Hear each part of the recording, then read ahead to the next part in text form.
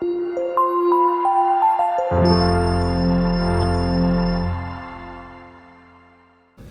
한 주간 안녕하셨습니까? 2021년 11월 넷째 주 주간 플랫폼 노동 뉴스를 시작하겠습니다.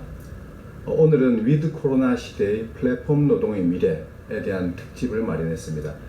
끝까지 채널을 고정하시고 함께 해주시기 바랍니다. 위드 코로나로 단계적 일상 회복이 시작되면서 그 이전에 없던 풍경이 뉴스를 장식하고 있습니다. 최근 심야에 택시 잡기가 하늘의 별 따기라고 합니다. 난리도 아닙니다. 한마디로 택시 대란입니다. 코로나19로 사회적 거리두기가 2년 가까이 지속되다 보니까 산악금 맞추기가 어려워진 기사들이 운전대를 놓아버렸기 때문입니다. 지난해 1월 10만 정도였던 기사가 7만 8천으로 한 20% 이상 줄었다고 합니다. 그러면 2만여 명은 어디로 갔느냐? 네, 그렇습니다. 음식 배달이나 택배 쪽으로 빠진 거죠. 이렇게 전통적인 서비스 업종에 종사하던 노동자들이 새롭게 성장하는 플랫폼 업계의 허울 좋은 자영업자가 되었습니다. 고용노동부가 지난 11월 18일 올해 플랫폼 종사자 실태 조사 결과를 발표했는데요. 플랫폼 노동자가 취업자의 8.5%인 220만 명으로 나타났다고 합니다. 지난해 말까지 170만 명이라고 했는데 50만 명이 늘었다는 이야기입니다. 물론 이 모든 사람들이 일자리위원회라는 데서 엄밀하게 정의하고 있는 플랫폼 노동자라고 할 수는 없습니다만은 코로나 재난 상황에서 플랫폼 노동이 얼마나 폭발적으로 늘어나고 있는지는 알 수가 있습니다. 11월 들어서 정부는 위드 코로나 단계적 일상 회복을 선포했습니다.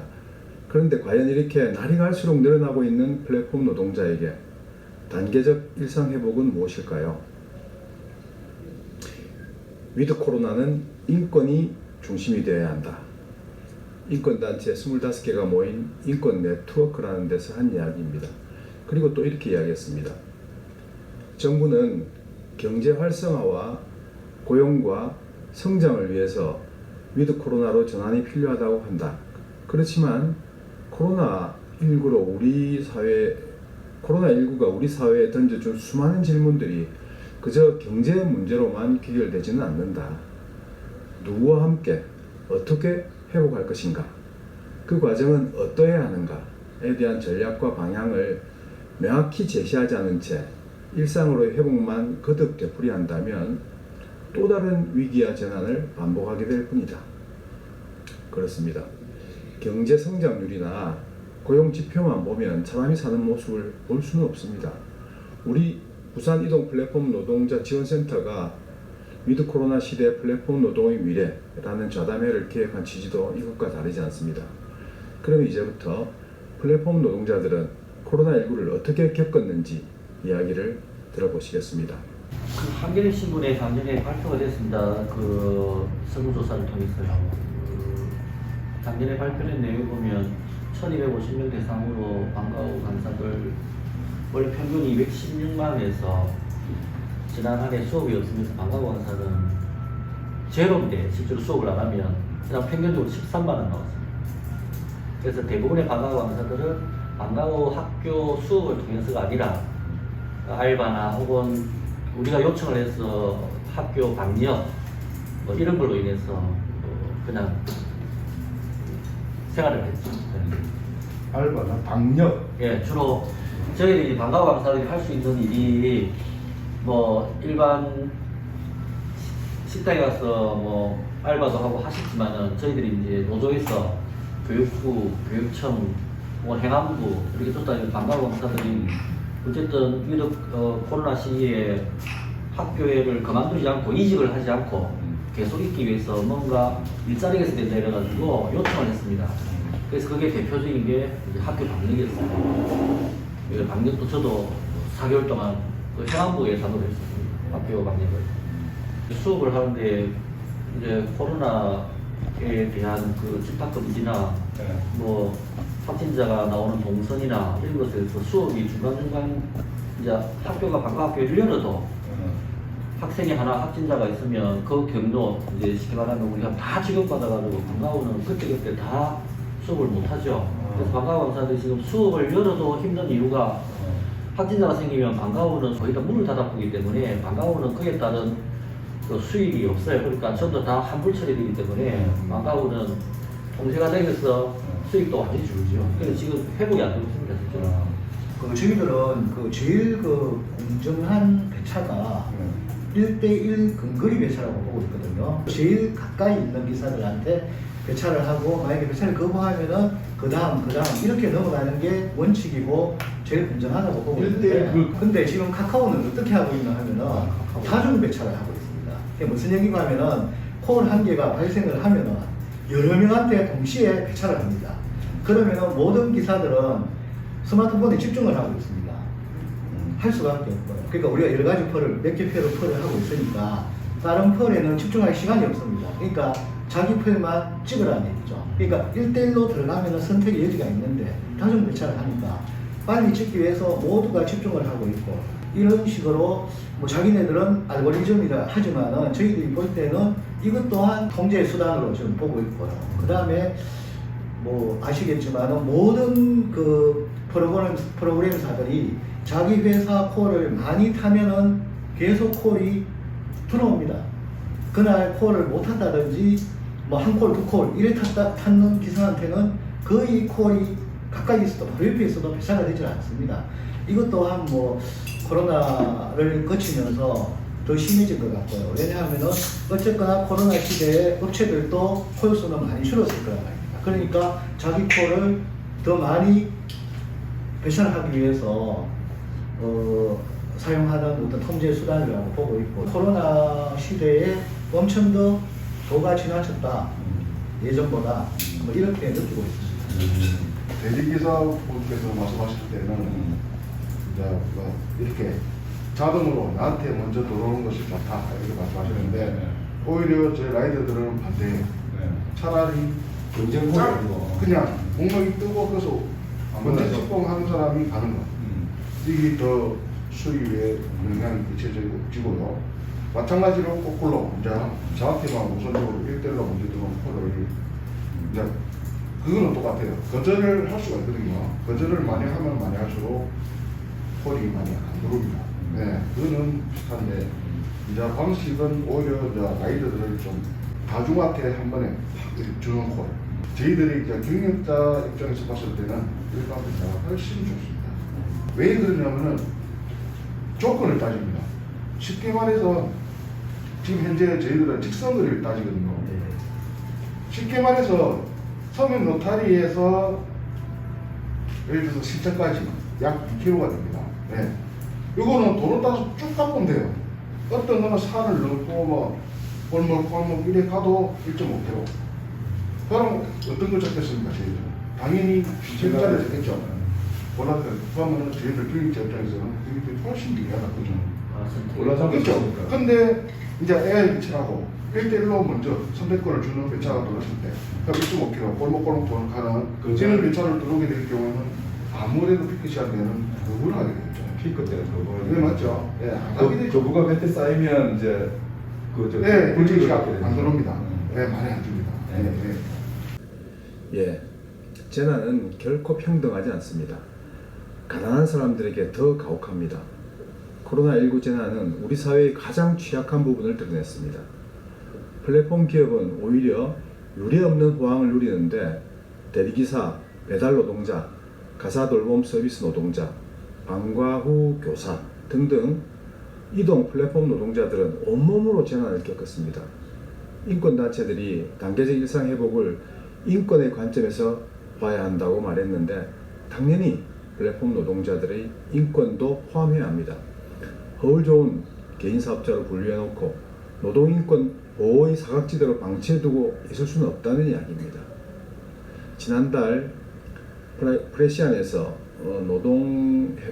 노동문제연구소 해방이라고 하는데 오민규 연구실장의 글 세계 각국 플랫폼 노동 대응에서 보면 이런 말이 있습니다. 올해 2월 영국 대법원은 우버 운전기사가 자영업자가 아니라는 그 아니다. 그리고 워커, 노무 제공자에 해당하며 이들에게 노조 결성, 최저임금, 유급 휴가의 권리가 보장돼야 한다고 판결했다고 합니다. 특히 제 눈을 끈 것은 우버 기사가 앱에 접속한 시간, 즉 로그인 이후에 로그아웃 할 때까지 시간 모두를 일한 시간으로 판단한 겁니다. 대단하지 않습니까? 똑같은 판결이 올해 9월 네덜란드에서도 나왔습니다. 우버 기사를 노동자라고 판단했고 노동법에 보장된 모든 권리가 보장돼야 할 뿐만 아니라 택시 노동자에게 적용되는 단체 협약도 적용돼야 한다고 판결했습니다.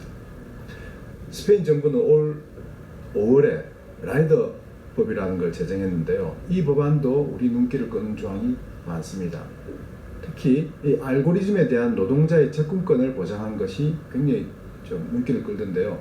지금 심상정 후보와 라이더 유니온이 촉구하고 있는 라이더 보호 법안에 알고리즘 협약권이라는 게 있는데 이게 이제 스페인에서는 이미 지난 5월에 법제화되었다는 거죠. 그리고 이 권리는 플랫폼, 그러니까 배달 플랫폼뿐만 아니라 모든 플랫폼 기업에게 적용하고 있습니다. 여러모로 대한민국과 비슷한 수준의 스페인이 노동권에서는 우리보다 한 수 위라는 걸 보여주는 것 같군요. 내친 김에 한 가지만 더 소개하겠습니다. 올해 3월 세계 3위 플랫폼 배달업체인 Just Eat가 이탈리아에서 4,000여 명의 배달원을 직접 고용하겠다고 발표했습니다. 노동자성 인정을 넘어서 아예 직접 고용한다는 거죠. 무슨 일이 있었던 걸까요? 영국이나 네덜란드처럼 법원 판결이 있었던 것도 아니고 스페인처럼 또 법이 만들어진 것도 아닌데 말입니다. 비밀은 이탈리아의 세계 노총 CGIL 그리고 CISL 그리고 UIL 이 세계 노총이 Just Eat와 공동으로 교섭해서 2019년 8월 이후에 고용된 배달원 전원을 고용 형태나 근무 시간에 관계없이 직접 고용하는 내용의 단체 협약에 합의했기 때문입니다. 법이나 판결처럼 제도가 움직이지 않으면 노조가 나서서 기업을 상대로 단체 협약을 체결해서 권리를 보장받았다는 이야기입니다. 그래서 배달 라이더들은 그 최저임금, 또 퇴직금, 유급휴가, 100% 유급 병가, 사회보장제도 적용, 그리고 휴일 근무, 그리고 초과 근무 수당을 인정받게 되었습니다. 게다가 1시간 이내 배달 건수를 최대 4건으로 제한하기로 합의했는데 우리처럼 라이더들이 목숨을 건 질주 이런 걸 하지 않아도 생활임금을 보장받도록 유도한 겁니다. 이런 나라가 선진국 아닙니까? 근데 선진국은 그냥 주어지는 게 아니라 이렇게 노동자들의 투쟁으로 만들어내는 것이라고 봅니다. 코로나 때문에 어떤 수입, 생계, 생존권 이런 데 직격탄을 가졌지만 우리 스스로 노동자임을 자각하는 여기에도 굉장히 직격탄을 맞았다고 생각합니다. 그러니까 뭐가 하면은 일단 먹고 살기 급하고 한 푼이라도 벌어야 되는데 노조를 생각조차 할 수도 없죠. 뭐 그런 거는 대다수 기사들 만나보면은 그냥 사치점으로 생각을 합니다. 그러니까 우리 그 노조에서도 오히려 코로나 오기 전에 조직률이 굉장히 많이 높았고요. 코로나 들어오면서 거의 이탈률이 70% 정도 빠져나갔습니다. 제가 그냥 개인적으로 분석해 볼 때는 너무 이 생활고도 적당해야 노조도 생각하고 연대도 생각하고 투쟁도 생각하고 미래를 생각하는데 이제 그럴 생각조차도 할 수 없다는 얘기죠. 왜냐? 오늘 당장 돈이 필요하고 오늘 당장 먹고 살아야 되는데 그런 미래까지 생각할 여력이 없지 않나. 그것 때문에 오히려 내 스스로 노동자고 연대하고 뭉치고 싸워야 된다. 이런 생각조차도 못하지 않느냐. 코로나 이전에는 노동자라는 생각을 전혀 했다고 보기 힘듭니다, 솔직하게. 방과후 강사 권익실현센터가 이제 2015년에 시작을 하긴 했지만은 그 권익실현센터가 시작했다는 말 자체는 뭐냐면 방과후 강사 그동안 학교에서 이제 여러 가지 자기의 처우나 권익에 대해서 피해를 봤다는 이야기거든요. 그래서 이제 권익실현제가 시작되고 노조가 2017년도에 이제 등록을 하고 필적을 받았지만은 이제 그럼에도 불구하고 실제는 그거는 노동자라는 것보다도 이런 피해를 의료서 받고 있으니까 이걸 뭔가 드러내고 하는 데 있어서 하나의 센터가 있으면 좋겠다라는 의미였지 노동자라는 측면에서 그런 면에서는 아니었다고 보고요. 2017년도 그 신고를 하고 이제 필정을 작년에 2019년도에 받았는데 그 와중에 이제 코로나가 이제 있었고 코로나가 생기면서 이제 생계 부분이 이제 가장 큰 문제였긴 합니다만은 방과후 강사를 아까 말대로 주로 이제 여성분들인데 저희들은 또 어찌 보면 학교라는 곳에 그 방역이라든지 여러 가지 좀 일자리 측면에서 좀 뛰어다니는 점이 있습니다. 제가 우리 간부 중에 한 분이 이제 이분은 이혼을 안 한 상태입니다만 거의 남편이 생계에 대해서 전혀 해주질 않아서 애를 하나 키우는데 아침에 방역 갑니다. 지금도 합니다. 그 다음에 오후에 방과후 수업 갑니다. 지금 수업을 하고 있으니까. 그다음 저녁에 하고 평상 주말에는 카드 돌립니다. 애가 이제 좀 치과 병원을 다니다 보니까 그게 병원비가 많이 들어간다 하더라고요. 그래서 그거 하고 자기 뭐 카드값 다 그랬어요. 그 세 개를 하면서 딱 움직이는데 이제 대부분의 방과후 강사들 보면 하여튼 뭐 방과후만 하지는 않아요. 영수 과목 같은 경우에는 뭐 미술이나 학원을 하고 학원도 수업하고 하여튼 오전에는 아까 카드나 뭐 방역이나 뭐라도 해요. 저희들이 코로나 이후에 노조가 실제로는 부산만 하더라도 한 40명 정도의 조합원이 170명, 180명 됐거든요. 한 3-4배 올랐거든요. 지금까지도 수업 안 하고 있는 경기도 같은 경우에는 제일 실제로는 많은 방과후 강사들이 있는데, 조합원이 있는데, 경기도는 지금도 수업을 안 해요. 다시 한번 방과후 수업을 통해서 거의 수입이 없다고 볼 수도 있는데 불구하고 노조 회비를 안 내고 계신 분이나 이직을 해가지고 아예 나가신 분들이 퍼센트가 참 작습니다. 대부분이 아직까지는 노조도 회비를 내고 아직도 있어요. 그래서 저희들이 고맙지나도 이분들이 어떻게 지금 수업도 안 하면서 했을까 할 게 이제 자기 나름 생활로 뛰어다니면서 15,000 회비를 내는 거고, 내가 노조가 있어서 방과후가 앞으로 좋아질 수 있다 희망을 가지고 있는 것 같아요. 실제로 저희들이 이제 경남교육청하고 이제 교습을 시작합니다. 그래서 사용자가 교육청이라는 것이 이제 분명히 정해졌고, 그래서 경남교육청을 필두로 17개 시도 교육청과 이제 교습을 하면서 이제 교육청이 사용자가 되고 방과후가 이제 노동자로서 이렇게 교습이 이루어지면 저희들이 방과후 강사 노동조합의 그 인원수가 배로 늘 거라고 또 생각을 하거든요. 그래서 방과후 강사의 노동자성은 코로나를 거치면서 훨씬 더 높아지고 앞으로 확대될 것 같습니다. 우리가 실태 조사를 하면은 대부분의 70% 이상 기사분들이 노동자라고 판단을 합니다.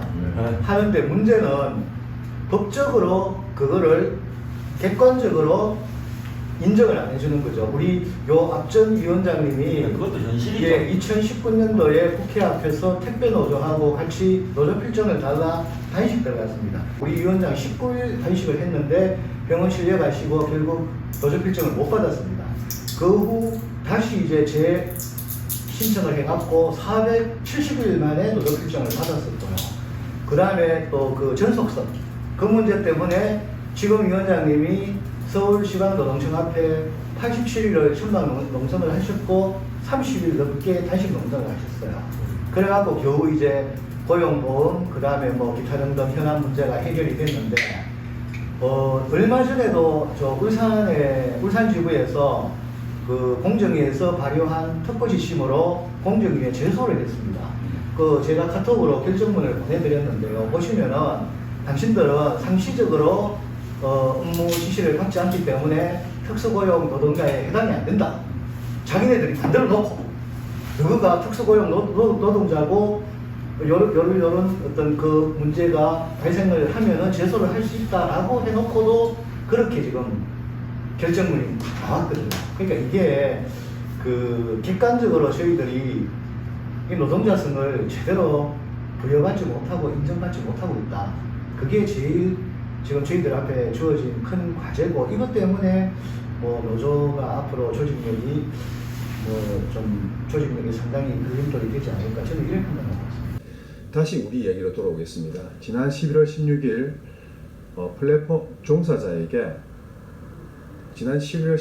플랫폼 종사자에게 노동관계법을 적용하는 길, 이걸 좀 더 넓게 열어보자는 취지에서 플랫폼 종사자 보호 및 지원 등에 관한 법안을 민주당 이수진 의원이 발의했습니다. 이 법안은 같은 당의 장철민 의원이 발의한 플랫폼 종사자 보호법을 조금 업그레이드한 건데, 플랫폼 노동자의 노동자성을 사용자가 입증하라는 겁니다. 지금까지는 플랫폼 노동자가 노동관계법의 적용을 받으려고 하면 스스로 노동자라는 걸 입증해야 했거든요. 노동자 스스로가. 근데 증거를 확보하기도 어렵고, 또 소송으로 다툴 경우에는 몇 년 질질 끌기 때문에 대부분 포기하고 맙니다. 그래서 노동자성 입증 책임을 사용자에게 넘기는 것은 꼭 필요한 일이죠. 하지만 노동계에서는 이수진 의원안이 역시 부족하다고 지적하고 있습니다. 미국 캘리포니아 대법원에서 AB5 법이 만들어졌는데, 이런 거나 혹은 또 유럽연합 회의 결의안처럼 플랫폼 노동자를 먼저 노동자로 추정하고 난 이후에 노동자가 아니라는 점을 입증한 책임을 사용자에게 부담시키지 않은 그런 점, 그리고 플랫폼 기업에게 사용자 책임을 지우지 않은 점, 이런 게 이제 문제라는 거죠. 어쨌든 조금씩 나아가고 있는 것처럼 보이는데 이게 어딘가 싶습니다.